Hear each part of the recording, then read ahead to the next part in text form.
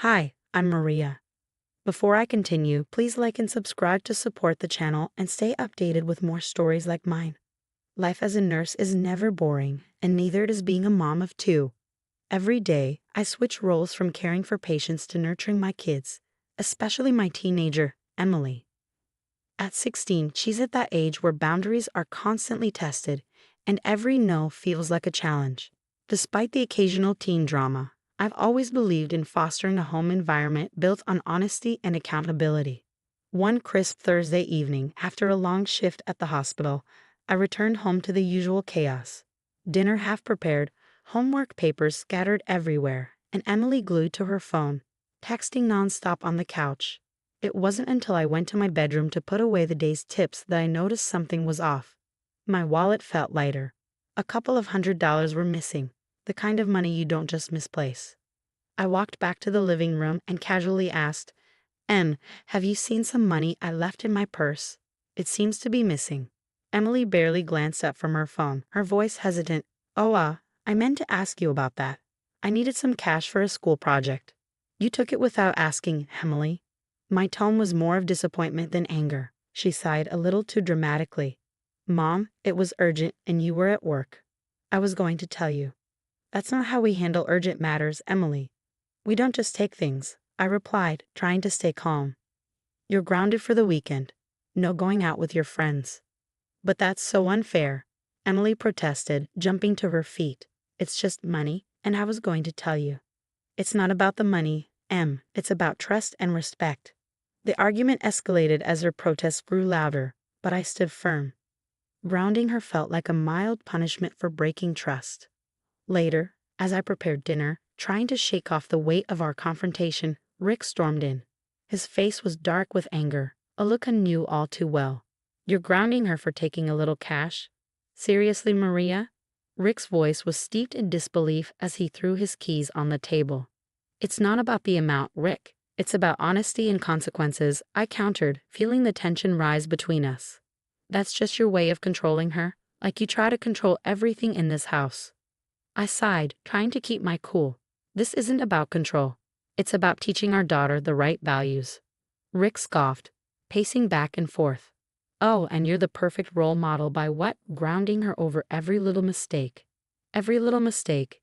Emily admitted she took the money without asking. "That's not a little mistake, that's stealing." He stopped pacing and glared at me. "And you think you're perfect? Never done anything wrong." I shook my head, frustrated. "This isn't about me. Why do you always make it about anything but the issue at hand?" "Because you make everything about rules and punishments. Maybe if you weren't so harsh, she wouldn't feel the need to hide things from us. Or maybe she would understand boundaries and respect if her father supported her mother in disciplining her when it's necessary."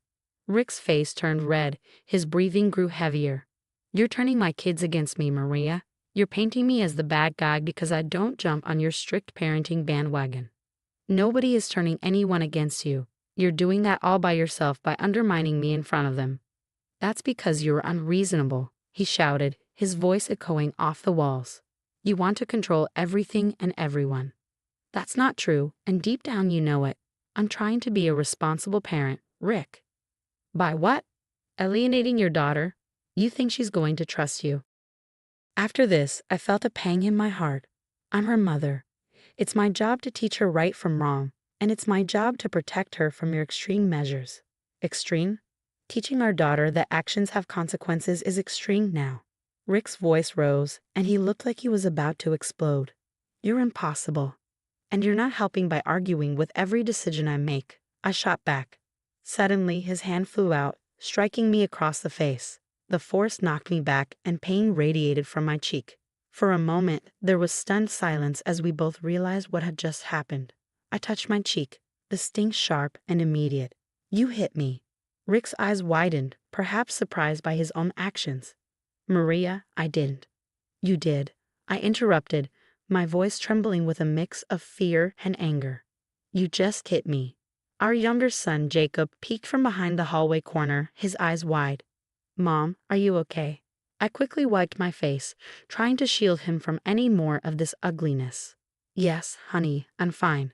Go back to your room, please." Jacob hesitated, his gaze shifting between Rick and me. "Jacob, please," I urged, my voice softer. Reluctantly, he turned and disappeared back into his room. Turning back to Rick, I found my voice firmer, more determined. "This can't go on. You need help, Rick. You can't just—" He cut me off, his own voice breaking. "Maria, I'm sorry.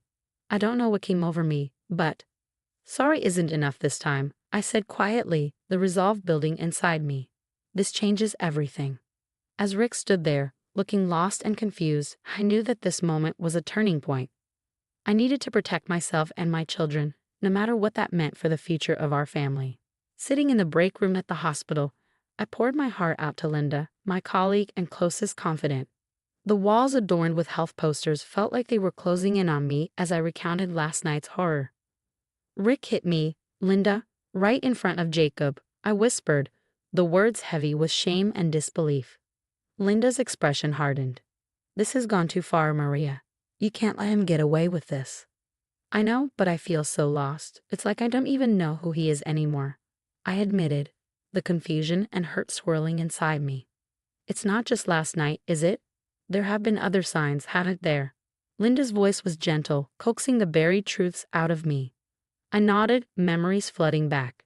There were times when he'd lose his temper over nothing.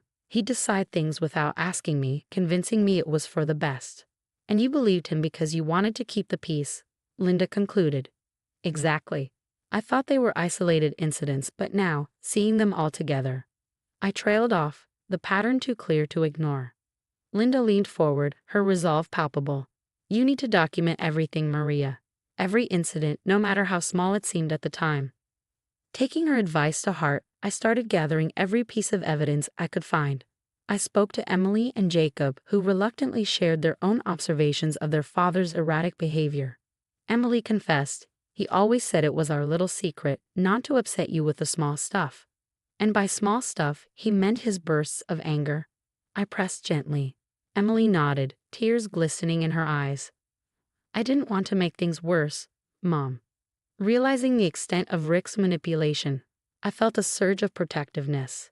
"This ends now. We're safer knowing the truth." I dug deeper, finding emails where Rick had belittled my concerns about family finances or decisions about the kids' education.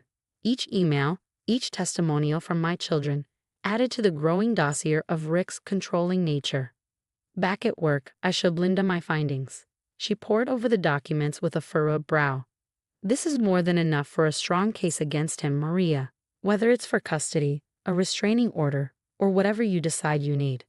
"I just want to keep my children safe," I said, my voice firm with newfound determination. "And you will," Linda assured me. "You're doing the right thing. Gathering all this shows you're not just reacting to one bad night, you're responding to a pattern of behavior that's harmful to you and your kids." Empowered by Linda's support and the evidence laid out before me, I knew I was on the right path. I knew what I had to do next.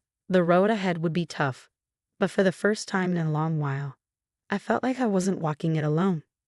The truth about Rick, once obscured by the facade of a temper barely kept in check, was now starkly clear. With that clarity came the path forward to protect my family and end the cycle of manipulation and fear. Armed with the truth and a folder thick with evidence, I confronted Rick in our living room, a space that had seen both the joys and shadows of our family life. "Rick, we need to talk about what's been happening," I began, my voice steady despite the turmoil inside. "This can't continue, not just for my sake, but for our children's." He looked at me, wary but defiant. "What are you talking about, Maria?" "The manipulation, the anger, the assault," I said, laying the papers on the coffee table. "It all ends today." He scoffed, glancing at the documents. "You think you can just end things, just like that?" "Yes, Rick, just like that." I was firm, my resolve unshakable. "I'm filing for divorce, and I've spoken to a lawyer.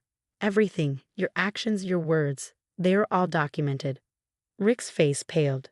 "You're serious?" "Very serious," I replied.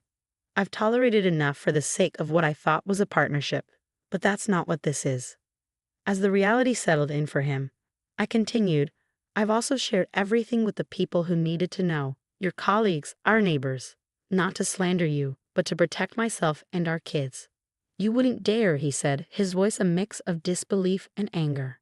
I already have, and the community has been more supportive than you think. I added, the strength of the collective backing me felt empowering.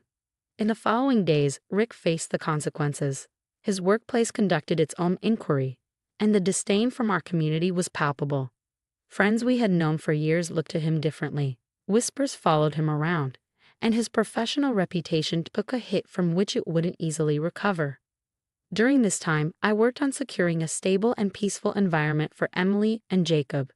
The local community center provided resources, and neighbors who once only greeted us in passing came forward with meals, words of support, and offers to help with the kids.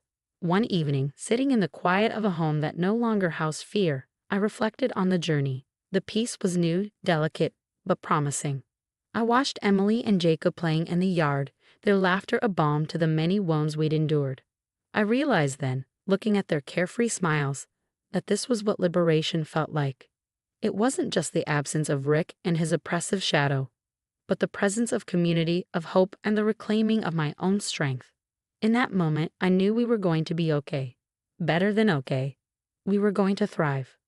The struggle had been harrowing, the decisions painful but necessary. As I watched my children play, I felt a profound sense of triumph.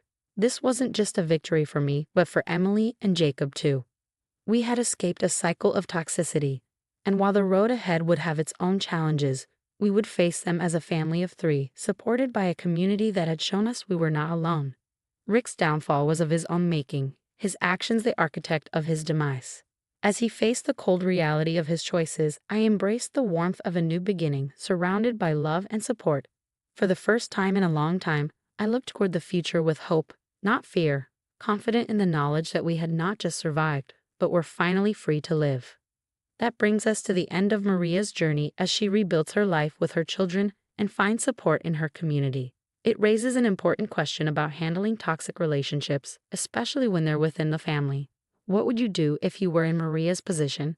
Would you take the same steps or handle it differently? Please share your thoughts and experiences in the comments below. It's crucial to talk about these situations openly to help others who might be facing similar challenges. Your input can make a big difference. And if you found this story compelling, don't forget to like the video and subscribe to our channel for more discussions like this. Your support helps us keep these important conversations going.